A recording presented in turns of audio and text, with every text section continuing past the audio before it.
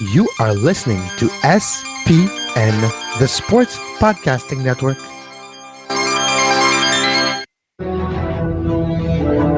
Terminó en Axel Schwarzenegger.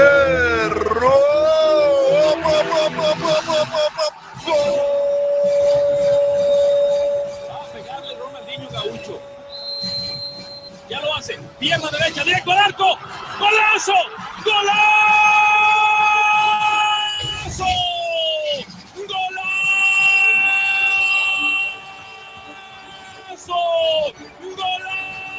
This is Soccer Today, live on SPN Radio, your new live show about the beautiful game in all its glory, with Duane, Rollins and Kevin Laramee. MLS, EPL, La Liga, Champions League, all is fair game.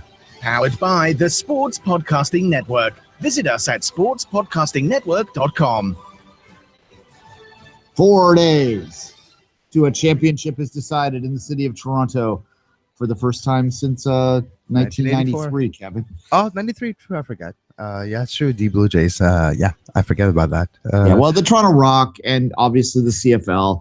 The way that I am describing this to people is it's the first time Toronto has been in a championship game in a cross-border league that has more than 10 teams. I was going to say more than 10 teams. Yeah, it's funny. You know what caught my attention, though, yesterday? What's that? Ihe Nacho and his heel that almost was. It's on the loop since yesterday and all the highlights.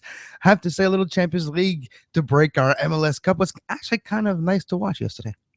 Yeah, I watched the Celtic City Dead Rubber because I am a City completist, but and that was a bit of a strange one because there were a lot of kids playing in that game. It was a dead rubber completely, and there were a few dead rubbers on the day. But yeah, it was nice to get back into that, and it's been funny this year because of the MLS Cup run, how much my focus has been on that it's kind of going to be an adjustment to go back to England only. And, you know, when I go back there, I'll watch more Serie A and I'll watch more La Liga as well once the MLS gets out of the way. But it's certainly been very difficult this fall so far. Yeah. After the hangover, Duane, we will have the MLS withdrawal because we've never been this intensively in an MLS Cup playoff on both sides of the Two Solitudes. Montreal just wrapped up, and the wrap up of the season was a few days ago, and it's late, and you know what I mean? It's going to be tough not to have MLS anymore in our lives after Saturday, but that's after Saturday. We still got 4 days to go. Yeah, normally in the It's Called Football days and the Two Solitudes days, we would have probably just done we would have had an interview with the Seattle guy today or whoever they were playing tomorrow, and that would have been that, right? Like we would have, and then we would talk about the game on Monday. Yeah, exactly. But otherwise, our focus would have almost entirely been away at this point, or on the draft and stuff like that. And the college season's wrapping up in the States too, and normally I would have had Travis on, but because of the MLS Cup this week, I'll probably delay that, and we'll just talk in general sometime after MLS Cup. Kevin and I have been talking about the Christmas schedule. We still have to work a few details out. We're probably going to take a bit of time off between Christmas and New Year's, which I think you'll all understand, but we'll probably still end up giving you more material than most. But yeah, that's all in the future. We're talking about maybe 3 out of 5 instead of 5 out of 5 or something similar to that. So yeah, exactly. All right. So it's been a busy day yesterday in the non-MLS American North American pyramid. We need to dub it, Duane. We need to find a name for what has happened the last week and a half. Is it the NASL USL soap opera? Was it Soccer's of Our Lives? Or Nexit? Oh, that Nexit's pretty good. Yeah, I've seen that one around, floating around the last 2 days. Nexit or Naxit, maybe if you want to go North American Soccer League, or NASCIC. That doesn't really work, does it? Nexit. Yeah, that's not my original thought, but that one kind of made me laugh. But I think Nexit's going to the exit with a letter attached to it. It's going to become the same kind of concept in a few years as the something gate. You know how like after Watergate, everything was a gate? The D2 gate. We're in the D2 gate right now. Yeah, so this is a Nexit Gate. Nexit Gate. There you go. We'll combine them. We'll call it Nexit Gate. All right. So yesterday was supposed to be the day that we learned the fate of the NASL and of USL too, although no one was worried about the USL going away.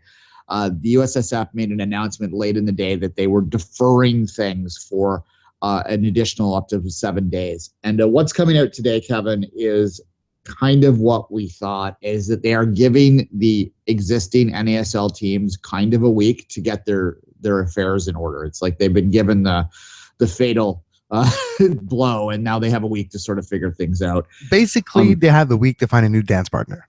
That's what it is. They were left out all alone on the dance floor saying, look, music's still going to play. You just need to find a new partner. Yeah, look, and there's some complications in a lot of different ways with this, because in order to be a D2 sanctioned league by USSF mandate, they have to have 12 teams. They're not going to have 12 teams. There's no way they're going to have 12 teams. Even to be a D3 league in the United States, you have to have 8 teams. And as it looks right now, they're not going to have 8 teams. Yeah, at the very, very best, they might have 7. And that is that's a stretch alone. And it really, what it looks like, someone made a tweet the other day that said that there were all but 4 teams had spoken to the USL about moving over, and the 4 teams included the Cosmos and OKC, which are no more. So yeah, it's 2 teams. It's 2 teams that are not, and in those 2 teams, it's probably Edmonton and who else? It was Edmonton. I'm just trying to think off the top. Well, Edmonton, Carolina. Carolina hadn't at that point. Yes. Although Well, the announcement, you know why, right? Because Carolina and the Railhawks is all because of the former traffic and the ownership and the name and the branding. It's more to an ASL. Now it's going to be a different name. We'll talk about that in the next segment. But that's why Carolina will be in that for as well. Yeah, and Puerto Rico apparently had. But as it stands right now, Puerto Rico and Edmonton are the 2 teams that have to be just kind of like shaking their head, particularly Edmonton, which has really done good things up there over the past 5 years. They've never really gotten into the market in the way that they would have liked in terms of fan support, but it was growing this year, as Stephen told us on Monday.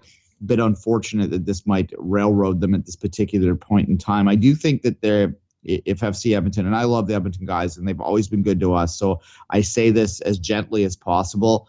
I think that you need to be communicating a little bit better with what's happening with your potential fans, because it's going to be as bad as it might be if you have to take a year off.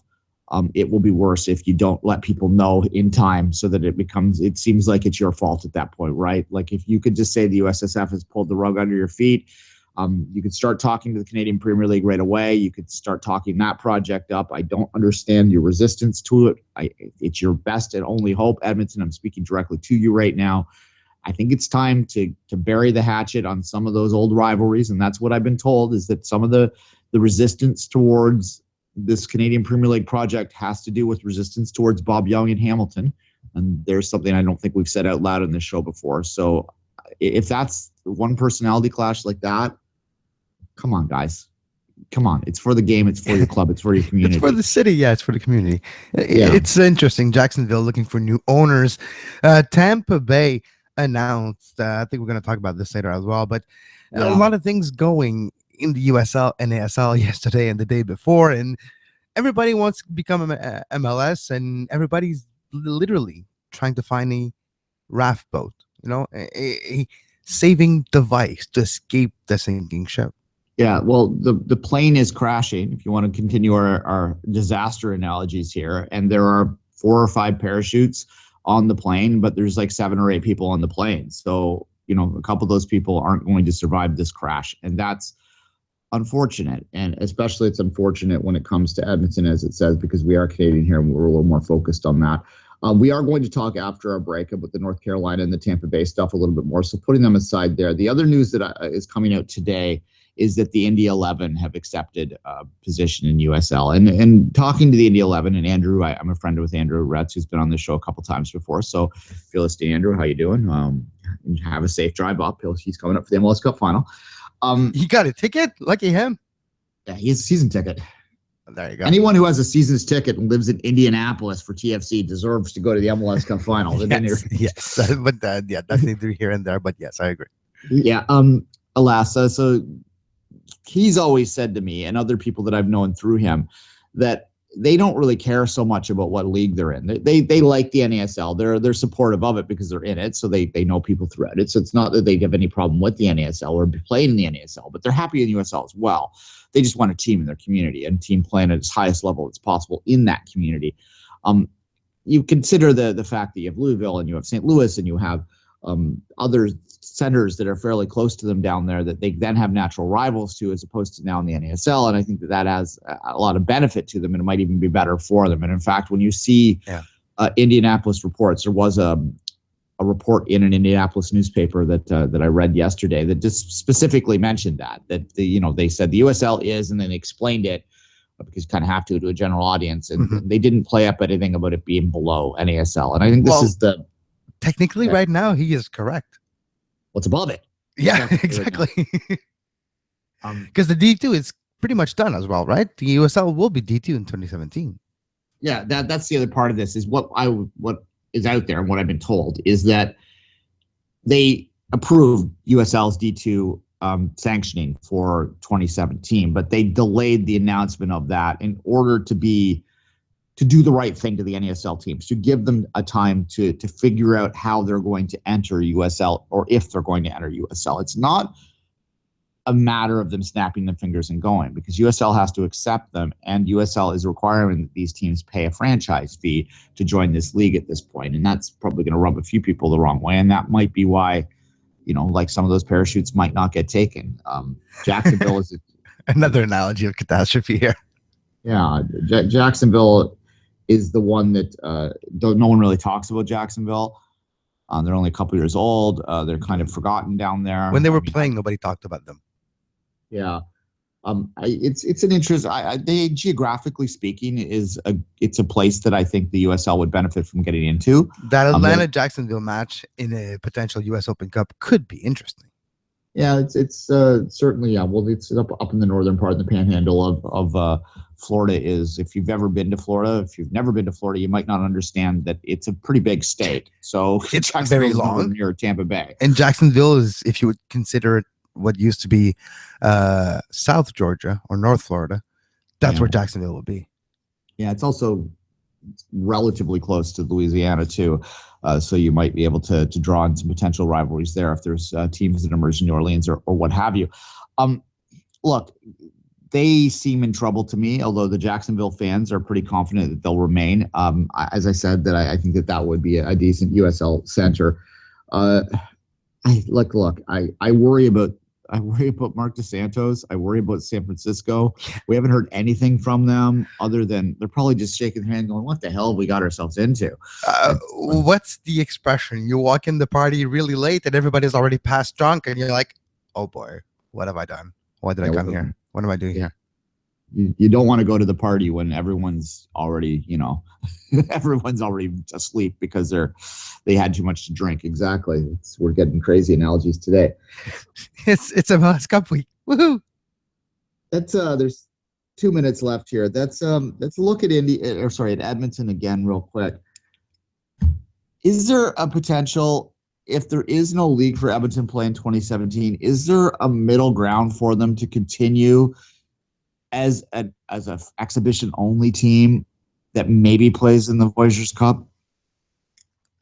Is it even possible, feasible, warranted? Will it draw people just to have a Harlem Globetrotters for one season, then back to actually be a competitive team?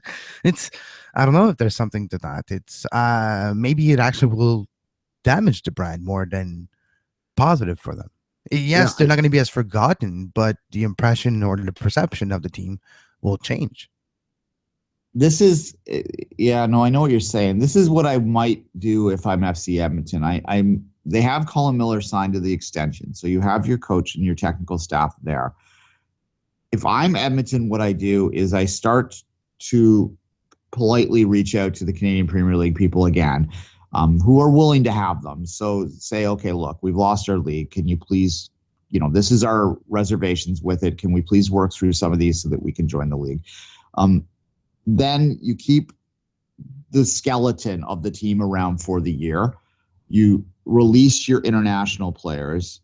You just have to. I mean, you can't expect an international player to play, an exhibition schedule for a year and maybe have 2 competitive games, right? That doesn't seem fair to that player. So you release them to do the right thing. You stick with your local talent. You continue your academy work. You do put a very young local team into the Voyageurs Cup because the Voyageurs Cup is going to need teams, as we talked about yesterday. We're going to need a 4th team at least in this. So that's what I would do if I'm Edmonton, but it is not ideal at all. I think we all understand that, and it is unfortunate. Yes, it is. All right, let's take a quick break.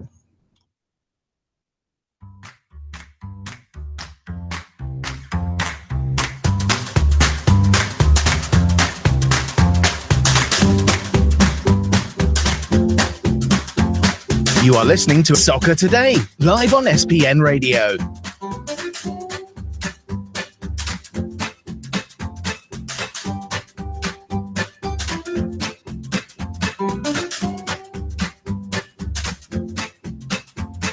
Visit sportspodcastingnetwork.com for more.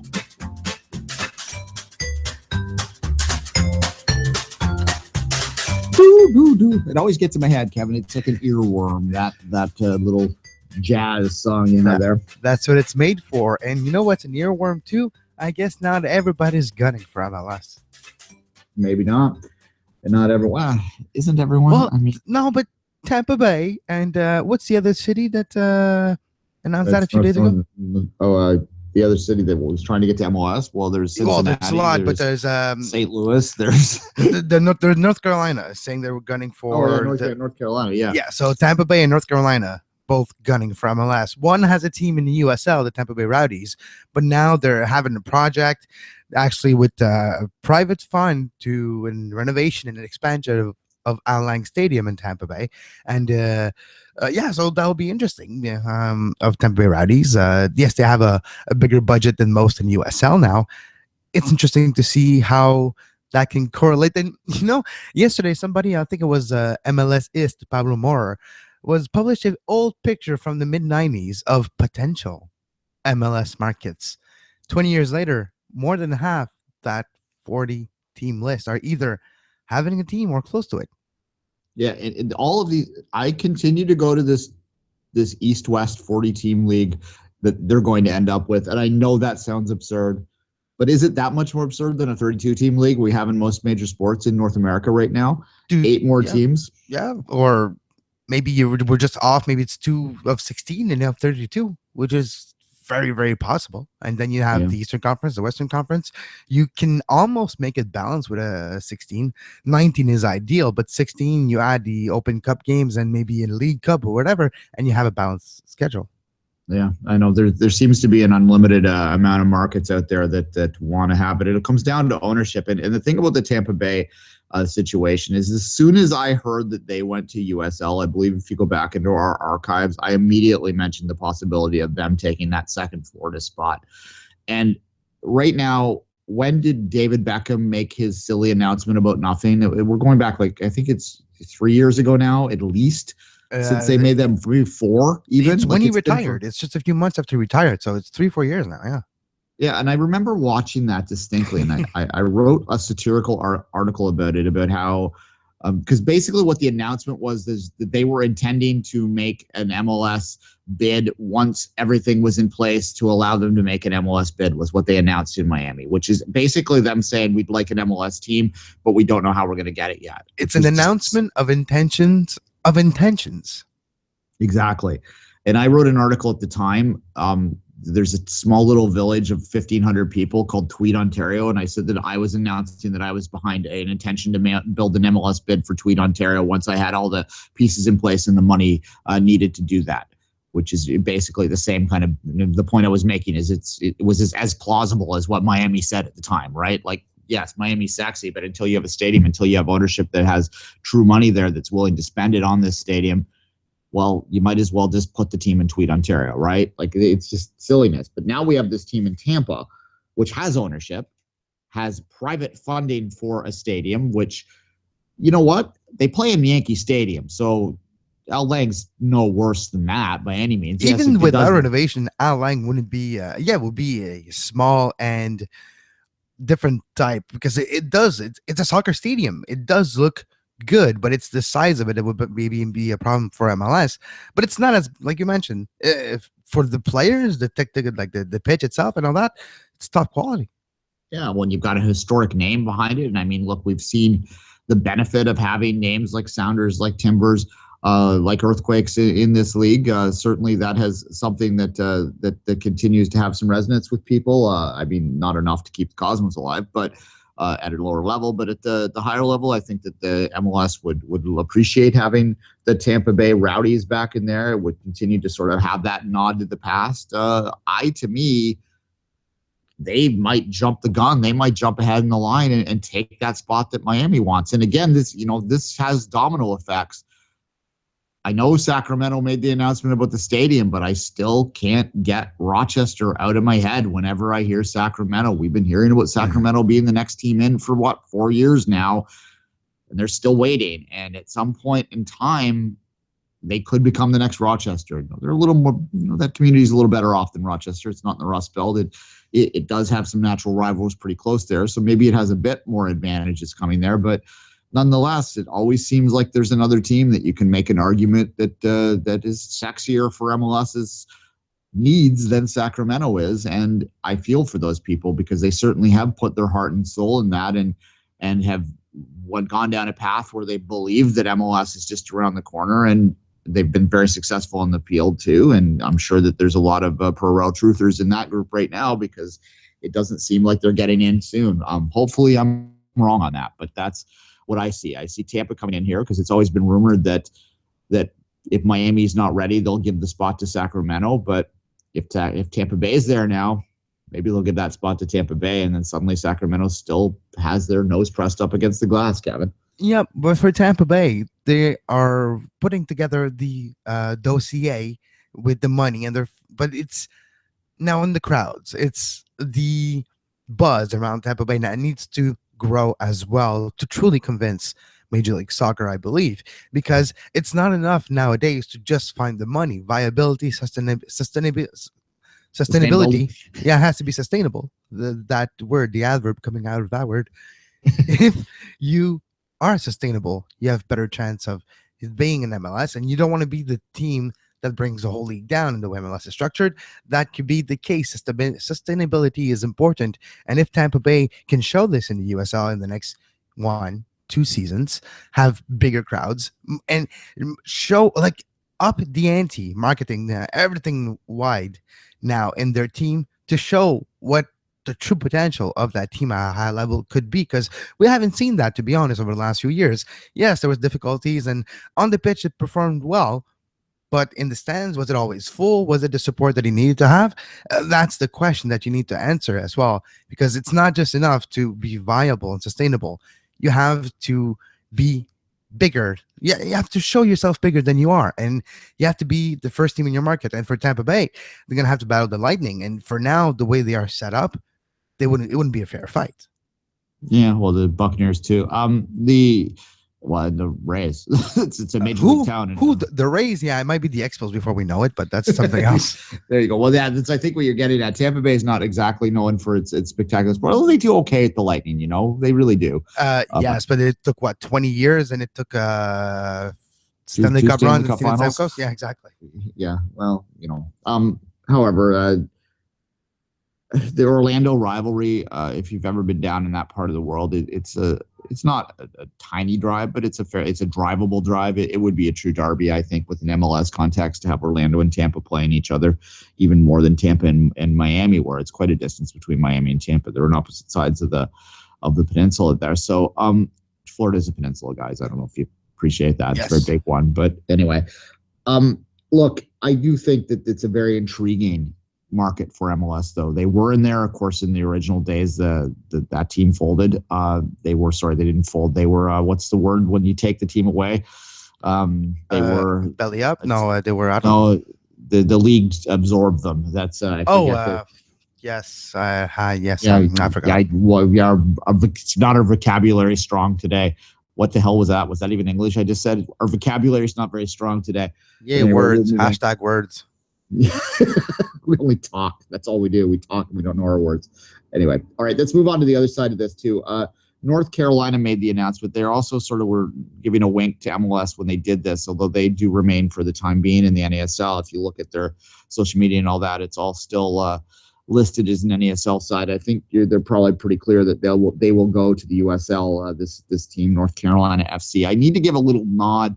It was explained to me by someone down there, the thinking behind the rebranding, and it's made me soften a little bit on it, a very little bit on it. I still think it's bland, but apparently to someone from that area, the important part of this is that they branded themselves as North Carolina, because usually teams down there try and brand themselves as Carolina to get both North and South, and North Carolinians feel very strongly that they're different than South Carolinians, and they're more liberal, they're more progressive, and all that North sort of versus stuff. South. Yeah. But the only time, because I laugh because the only time I've been there, I've been through to Myrtle Beach, which is literally on the line between the two. Like I've played on the golf course that one hole is half and half. Half in the north, half in the south of Carolina. And it's kind of true because when I was in the north, I knew I was in North Carolina because it was plastered all over the place. Same when I was in South Carolina. Yeah, it's yeah, exactly. I mean, the triangle's in North Carolina, right? And you have the universities there too. So I imagine there is a big difference, and South Carolina is kind of more traditional and in a southern way, right? So we'll leave it at that. I think that's the right way to put it. And they have their own separate identity that they want to put out there. And I guess if you look at it's not so much the branding in terms of the words that they use, but the branding in terms of the badge that they created. I guess it's very subtle, but to a North Carolinian, it matters a lot. So it's a North Carolina color scheme. That's what it is: the blue, the red, and the white in the bottom. Yeah, so that's important to them. So we'll give them that. And you know what? That's the thing about branding too, is it doesn't matter what I think in Toronto. It matters what the people down there think. So that is very true. So they have stated openly that eventually they're gunning for MLS. So just in the last few months at St. Louis, Tampa Bay, North Carolina, and other markets, Sacramento, it's going to be a lot of teams in Major League Soccer before we know it. Yeah, exactly. And the other thing about North Carolina, we'll end with this too, is that they did actually announce that they want an NWSL team too as well. And if there's the money behind that, and that's a little cheaper to start, and it's an interesting approach to go here. And I think I actually kind of like this approach. They're recognizing the importance of supporting the women's side of the game, first off. They're also sort of demonstrating that they can be a top-level Division I professional market by starting a women's team first. And they could be a very successful women's team because some of the more successful women's college programs are in that part of the world. So you'd think that they would have an advantage over other NWSL teams in finding sort of those depth players that you need to go beyond your allocated players, right? So that's an interesting sort of scenario as well. And I'm going to anticipate right now that if North Carolina FC is successful in launching an NWSL side, and I don't imagine they won't be. I can't imagine they won't be. Why wouldn't NWSL want them? That would just strengthen their league immensely, I would imagine. I'm going to go out and predict now that they're going to be amongst the stronger teams off the launch and may even be competitive to win a title immediately because the league is still at early enough stage that a Chicago Fire type scenario could evolve. It always slays me when people talk about, the best expansion team ever was the Chicago Fire. The league was 3 years old. At any rate, the league was expansion. Yeah, exactly. So, but yes, but NWSL is close to that 5th year now that they're still kind of young enough that they could launch and be very successful at the meeting. I do like that, and I would think that that's an interesting approach too, just in the sense that most Major League Soccer potential markets think that the way to get the attention of MLS is to, do stuff on the men's side. Is it possible to get MLS's attention by being successful on the women's side? Soccer. If you could sell the women's game, and in many ways, and I say this diplomatically, in many ways, if you're selling big numbers for the women's games, that would suggest to me that you could sell huge numbers for the men's games because there are people out there that still remain stubborn about their unwillingness to support the women's game at all. So and we're talking about here the infrastructure to sell ticket to get people to a stadium. That's what we're talking about. The ability to do that. If you show that, maybe you do get MLS's attention. Yeah, as much as what's more impressive, selling 10,000 women's tickets consistently or 20,000 FC Cincinnati tickets? I don't know. I honestly don't. In many ways, I find 10,000 women's tickets more impressive because I see our numbers and I know how hard it is to get a certain type of soccer fan out there to pay attention to the women's game. And if you're successful in doing that, you're successful in bringing those people in and supporting your brand, I think you could be immensely successful once you take the resistance that's out there amongst certain people off the table, and you already have your base of 10,000 that are probably, there might be 2,000 or 3,000 that don't want to support the men's game, but most women's fans will watch men's soccer is what I'm saying. So to me, that's every bit as impressive, if not more so, Kevin. Yeah, no, you're on that. All right, let's take a quick break. We're going to change gears a little bit before we finish with some Seattle talk with a guest from Seattle.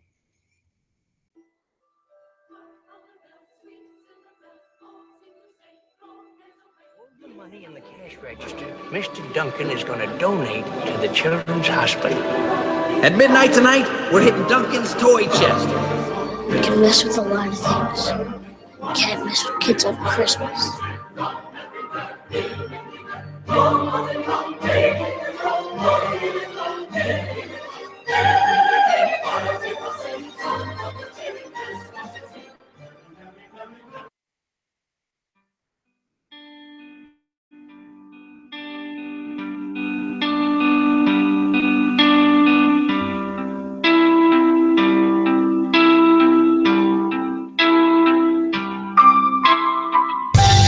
You are listening to SPN Radio, powered by the Sports Podcasting Network. Visit sportspodcastingnetwork.com for more.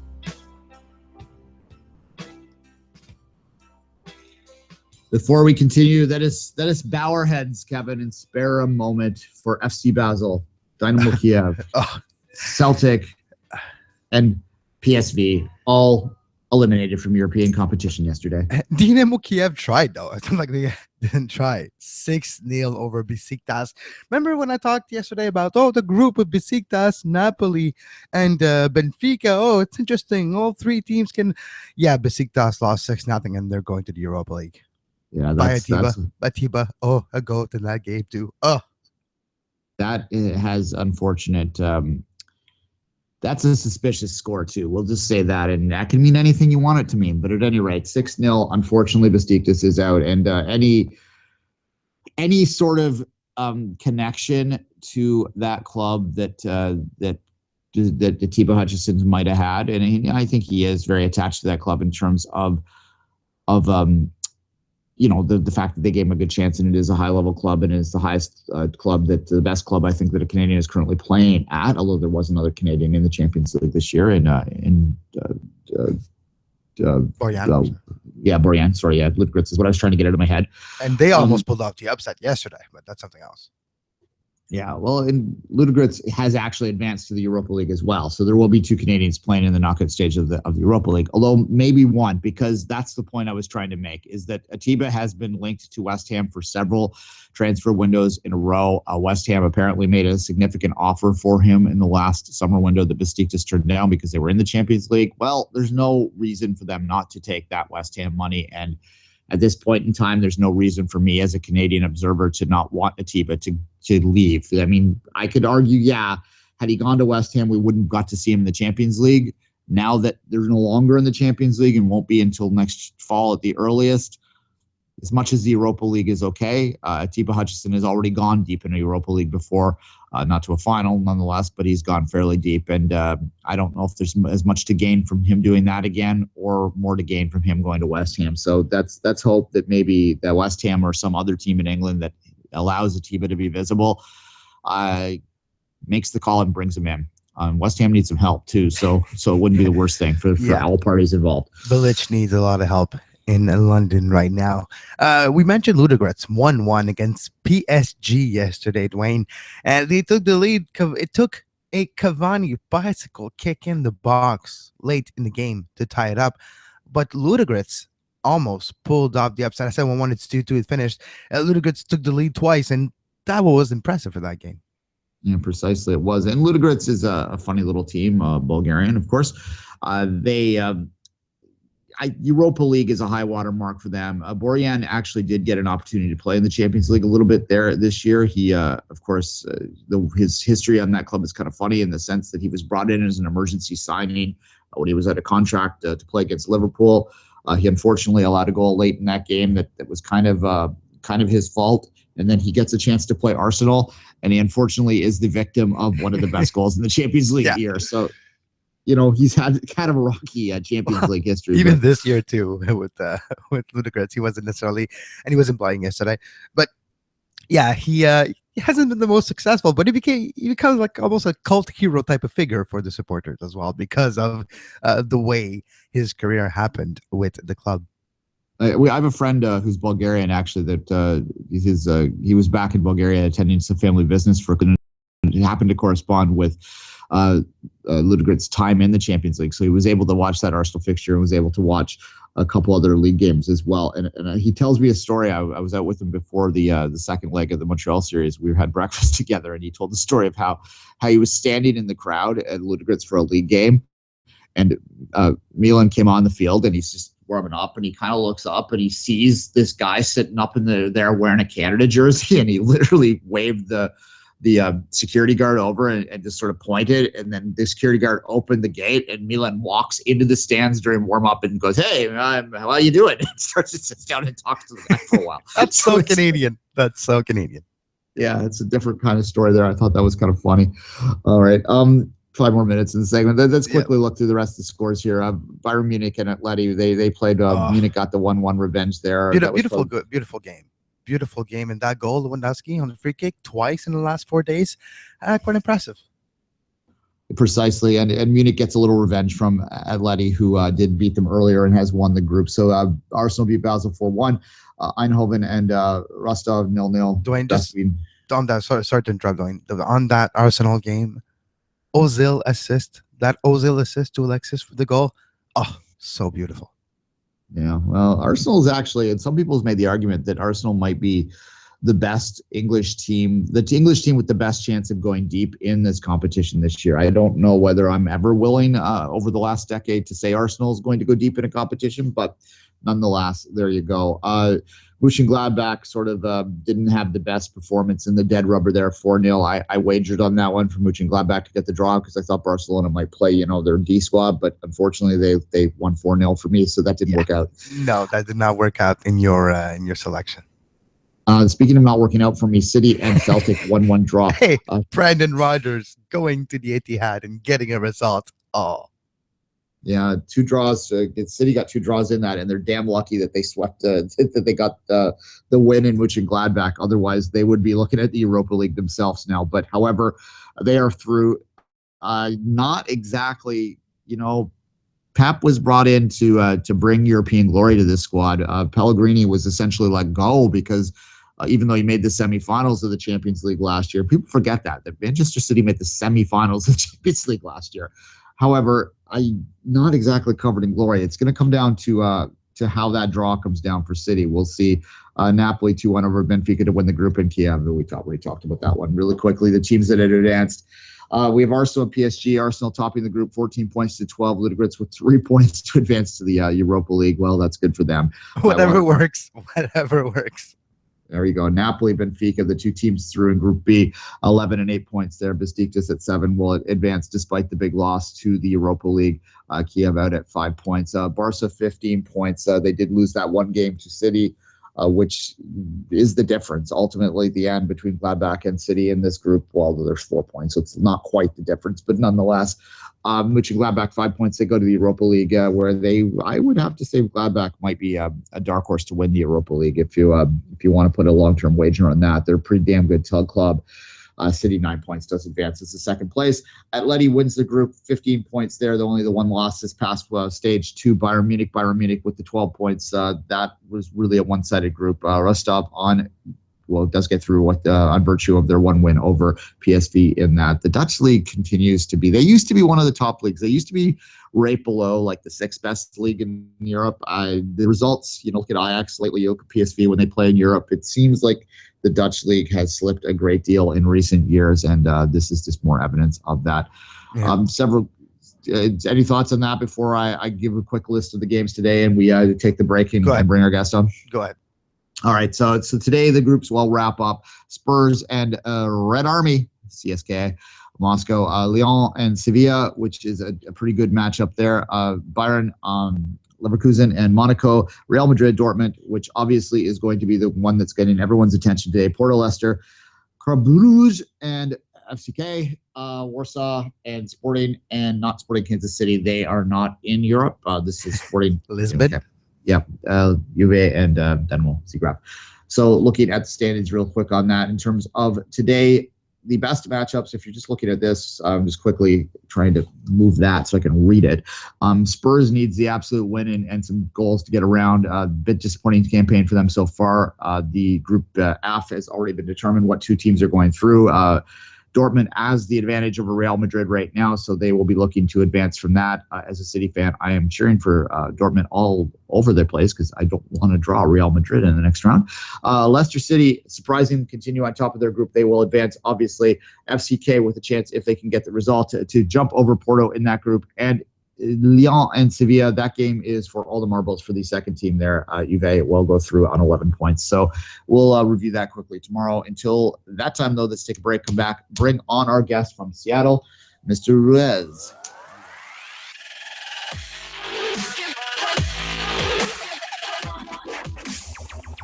You're listening to Soccer Today on SPN Radio. You can find the on-demand version of this very show on iTunes, Stitcher, Feedburner, Podbay Player, Podbean, anywhere you get your podcasts under the Sports Podcasting Network feed. Subscribe to our YouTube page to make sure you never miss a live show talking about soccer today, the MLS postgame show, open lines after dark, 5 rings daily during the Olympics.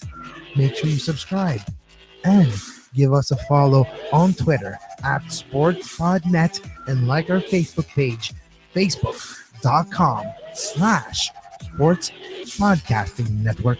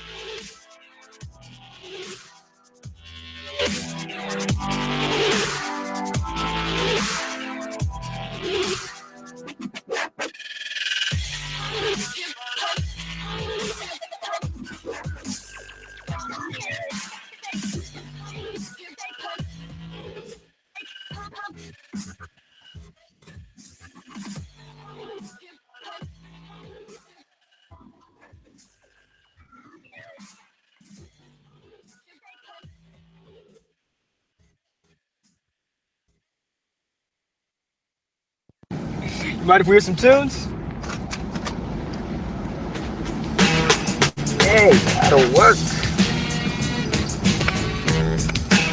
So you got any Christmas music? This is Christmas music. It was December 24th on Hollis Ave at the dark when I seen a man chilling with his dog at the park. I approached him very slowly with my heart full of fear. Looked at his dog, oh my God, it'll rain there.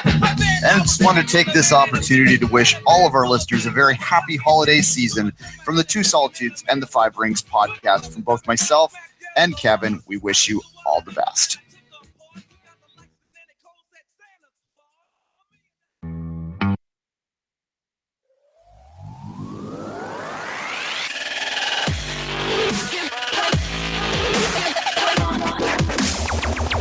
You're listening to Soccer Today on SPN Radio. You can find the on-demand version of this very show on iTunes, Stitcher, Feedburner, Podbay Player, Podbean, anywhere you get your podcasts under the Sports Podcasting Network feed. Subscribe to our YouTube page to make sure you never miss a live show talking about soccer today, the MLS postgame show, open lines after dark, 5 rings daily during the Olympics. Make sure you subscribe and give us a follow on Twitter at SportsPodNet and like our Facebook page, facebook.com/Sports Podcasting Network.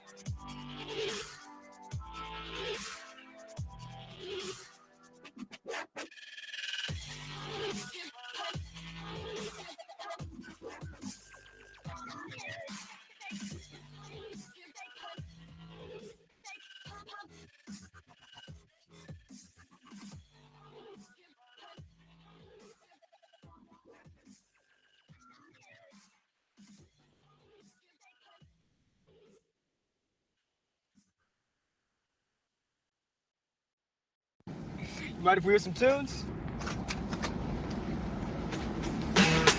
Hey, that'll work. You got any Christmas music? This is Christmas music. It was December 24th when Hollis Ave at the dark. When I see the man chilling with his dog at the park, I approached him very slowly with my heart full of fear. Looked at his dog, oh my God, a ill reindeer. And I just want to take this opportunity to wish all of our listeners a very happy holiday season from the Two Solitudes and the Five Rings podcast. From both myself and Kevin, we wish you all the best.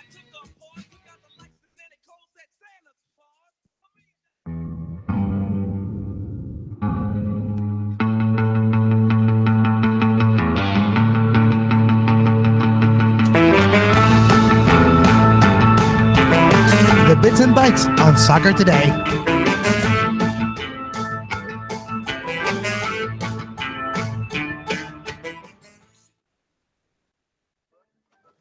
Kevin, give this to Kevin. Give this to Kevin. Give this to Kevin. Give this to Kevin. Kevin. Give this to Kevin. Give this to Kevin. Give this to Kevin. Give this to Kevin. Give this to Kevin. Give this to Kevin. Here you go, Kevin.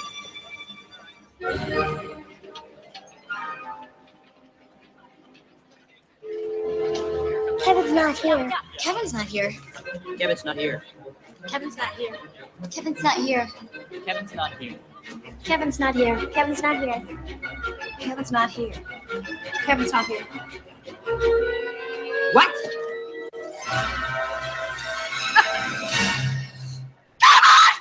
Merry Christmas and a Happy New Year to all the listeners of the Two Solitudes and the Five Rings podcast. And have a great holidays. Mind if we hear some tunes? Hey, that'll work. You got any Christmas music? This is Christmas music. It was December 24th when Hollis Ave at the dark. When I see the man chilling with his dog at the park, I approached him very slowly with my heart full of fear. Looked at his dog, oh my God, a ill reindeer. And I just want to take this opportunity to wish all of our listeners a very happy holiday season from the Two Solitudes and the Five Rings podcast. From both myself and Kevin, we wish you all the best.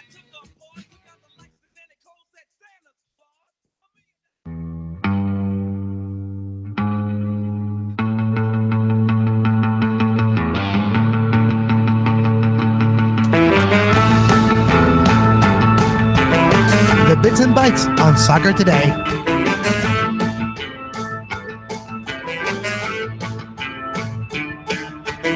She thinks I'm cheap. She thinks I'm cheap. She thinks I'm cheap again. She thinks I'm cheap. She thinks I'm cheap. She thinks I'm cheap again.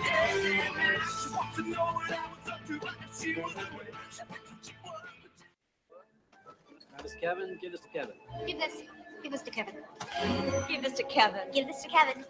Kevin. Give this to Kevin. Give this to Kevin. Give this to Kevin. Give this to Kevin. Give this to Kevin. Give this to Kevin. Here you go, Kevin.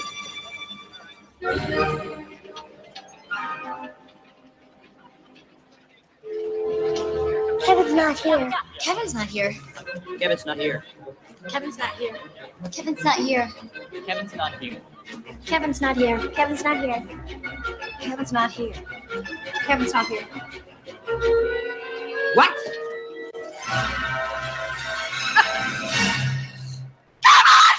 Merry Christmas and a Happy New Year to all the listeners of the Two Solitudes and the Five Rings podcast. And have a great. Mind if we hear some tunes? Hey, that'll work. You got any Christmas music? This is Christmas music. It was December 24th when Hollis Ave at the dark. When I see the man chilling with his dog at the park, I approached him very slowly with my heart full of fear. Looked at his dog, oh my God, a ill reindeer. And I just want to take this opportunity to wish all of our listeners a very happy holiday season from the Two Solitudes and the Five Rings podcast. From both myself and Kevin, we wish you all the best.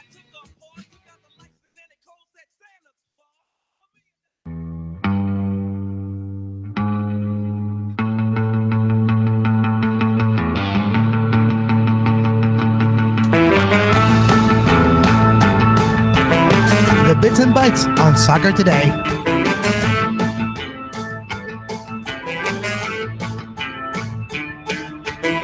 She thinks I'm cheap. She thinks I'm cheap. She thinks I'm cheap again. She thinks I'm cheap. She thinks I'm cheap. She thinks I'm cheap again. She wants to know what I was up to, but if she was away. She thinks I'm cheap. This Kevin, give this to Kevin. Give this. Give this to Kevin. Give this to Kevin. Give this to Kevin. Kevin. Give this to Kevin. Give this to Kevin. Give this to Kevin. Give this to Kevin. Give this to Kevin. Give this to Kevin. Here you go, Kevin.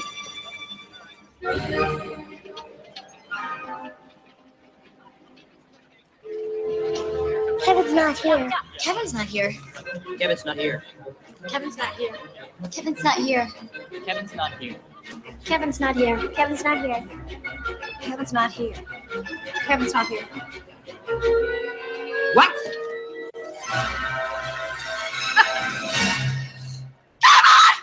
Merry Christmas and a Happy New Year to all the listeners of the Two Solitudes and the Five Rings podcast. And have a great holidays. And we are back on the Sports Podcast Network Soccer Today. We're joined by Don Ruiz. Don, how you doing today? Good. How are you guys? Good. Thanks, Don, for your patience in our connection today. But Don is used to cover the Sounders to very recently as a beat writer. How long did you cover the Sounders for, Don? I covered them since their expansion year, so I got the first 7.5 seasons, and then when things got really good, I wasn't around for it. No, that's unfortunate, but you do know this team. A little bit. You know this team quite well. Are you surprised, having left them in the middle of the season, to see them in the MLS Cup final right now?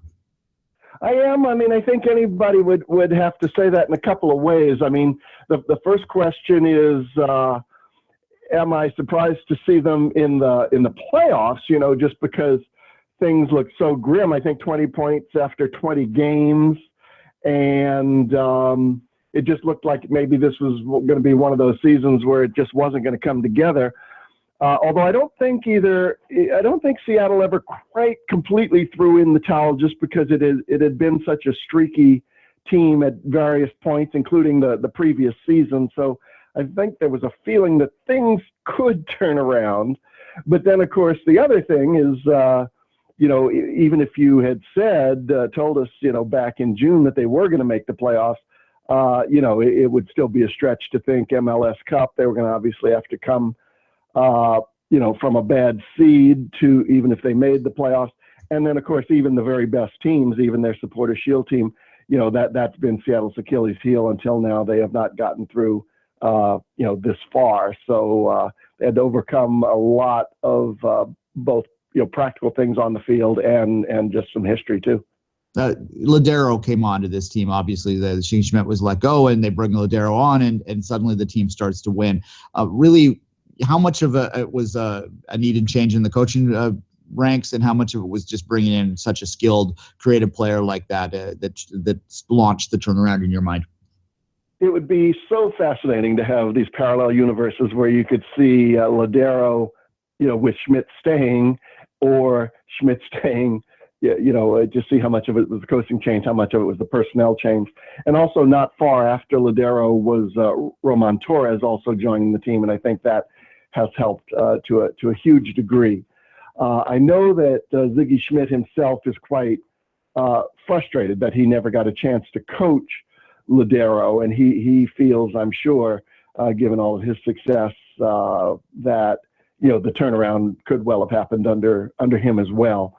But there's also a feeling that, particularly after 7 years, even after 7.5 very successful years, not so much that Ziggy forgot how to coach, but simply that his voice had been heard. He was pushing similar buttons, and things were so bad that it could be that they needed a shake-up. So which one? It's possible that neither change in and of itself would have done it. This may have just been one of those storms where everything came together in just the precise way that it needed to. Don, when you're looking at the Seattle Sounders now, an MLS Cup, their first final, is there a buzz in the city? Is it getting a lot of attention? Does Seattle Sounders, even though they're not hosting the MLS Cup, do you have a feeling like it's biggest thing in Seattle's history, quote unquote, if you take whatever the Seahawks ever did? Oh, no, I wouldn't say that big. I mean, that's setting the bar very high.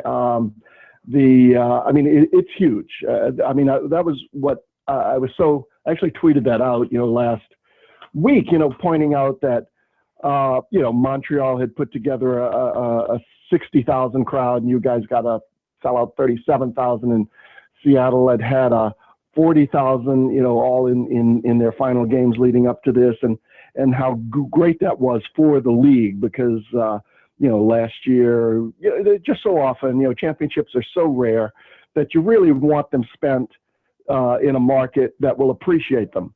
And that's certainly the case with Toronto, and that's certainly the case with Seattle.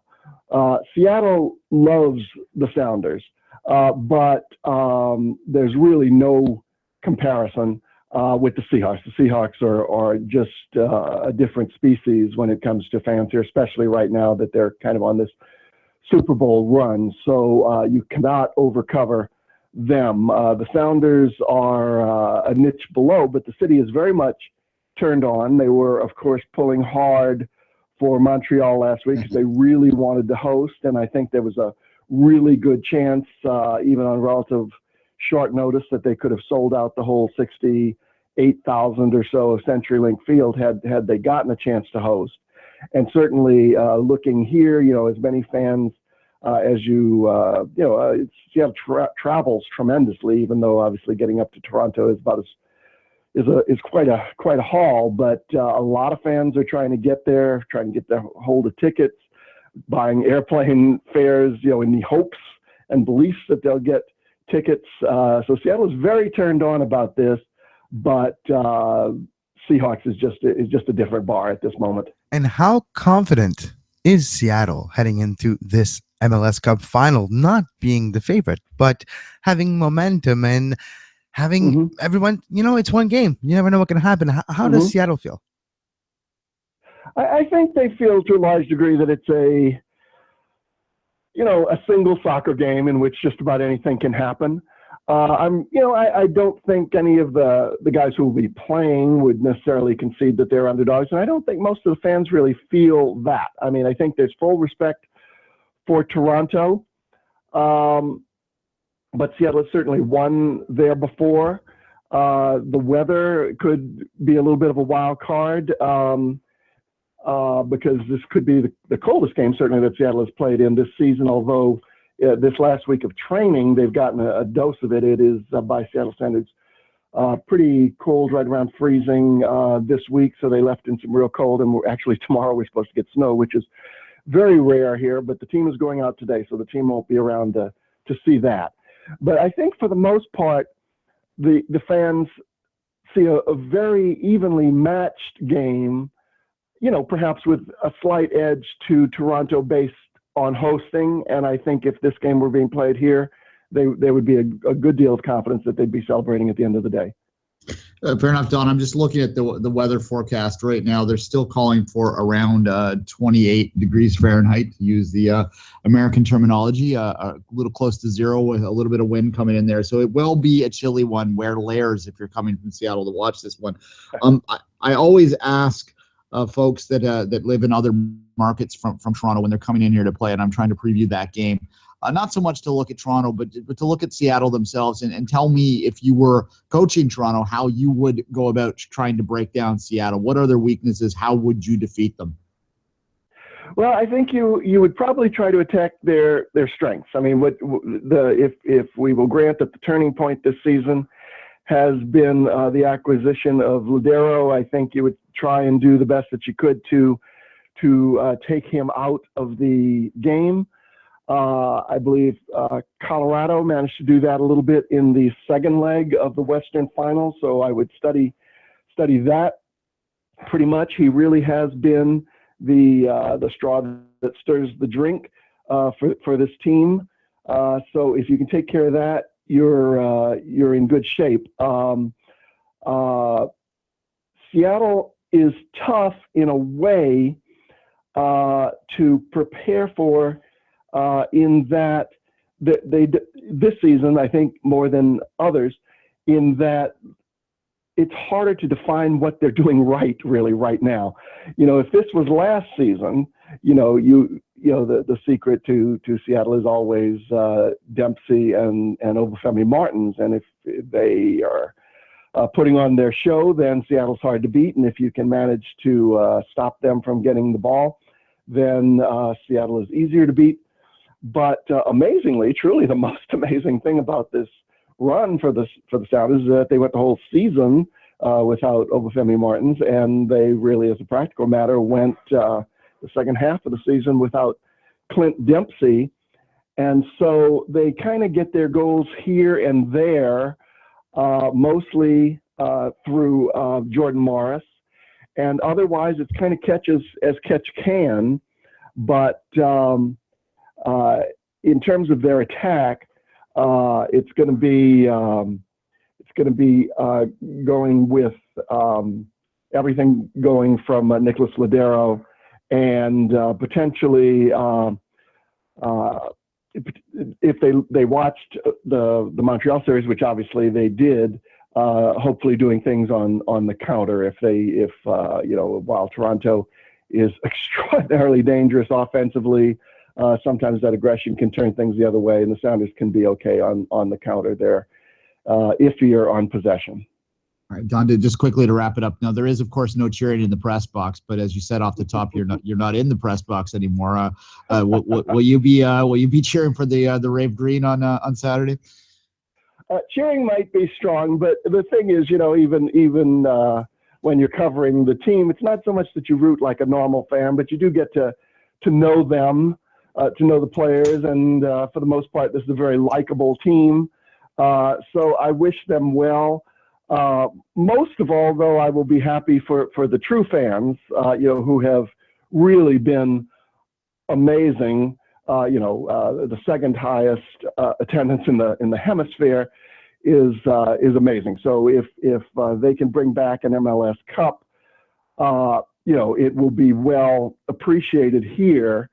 And if the Sounders lose, I think there would be a great deal of consolation in the fact of how much Toronto has done right and how terrific those fans have been. I'm not just saying this because I'm talking to Canada, but I've often written that there is a very clear dividing line in Major League Soccer.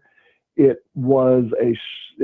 started doing things right when it expanded to Toronto, and I think the way that those fans put up with some tough times for so long, and the instant sellout of this game, and this is the first time two non-charter members are going to be meeting in an MLS Cup.